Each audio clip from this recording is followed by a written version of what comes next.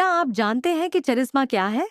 ज्यादातर लोग समझते हैं कि ये एक जादू है या फिर एक ऐसा तोहफा है जो सिर्फ किस्मत वालों को मिलता है।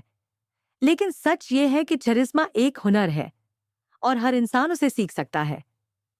जरा सोचें, फर्क क्या है इस शख्स में जो कमरे में आता है और कोई इसकी तरफ तोजा भी नहीं देता, और इस शख्स में जो आते ही सबकी नजरें अपनी तरफ खींच लेता है। ये ना दौलत है, न खूबसूरती, न ही जहानत।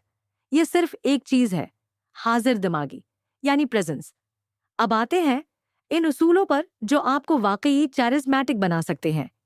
Rule 1, eyes. जब आप किसी को देखें तो सिर्फ एक लम्हे के लिए नजर न डालें, बल्कि एक पल ज्यादा आंखों में देखें।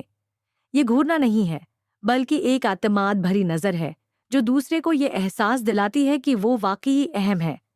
और याद रखें, लोग हमेशा उन्हें याद रखते हैं जिन्होंने उन्हें देखा हो। Rule 2, voice. अक्सर लोग तेजी से बोलते हैं, हर खामोश लम्हे को अल्फाज से भर देते हैं और यही घबराहट जाहिर करता है। लेकिन प्रशिक्ष लोग खामोशी को ताकत में बदल देते हैं। वो रख कर बात करते हैं, वो ठहराव पैदा करते हैं, और यही खामोशी दूसरों को मतवजा करती है। Rule 3, energy. झूठी खुद एतमादी कभी काम नहीं आती। असल कशिश इस तवानाई में है जो सच्ची हो, जो अंदर से आती हो। असल दिलचस्पी, असल जोश, ये वो चीज है जो दूसरों को आपकी तरफ मिकनातिस की तरह खींच लेती है। अब सबसे हैरानकुन हकीकत यह है कि चरिस्मा आपके बारे में नहीं, बल्कि दूसरों के बारे में है। जब आप दूसरों के बारे में बात करते हैं तो आपके बारे में बात करने की सलाहियत आपको मिलती है।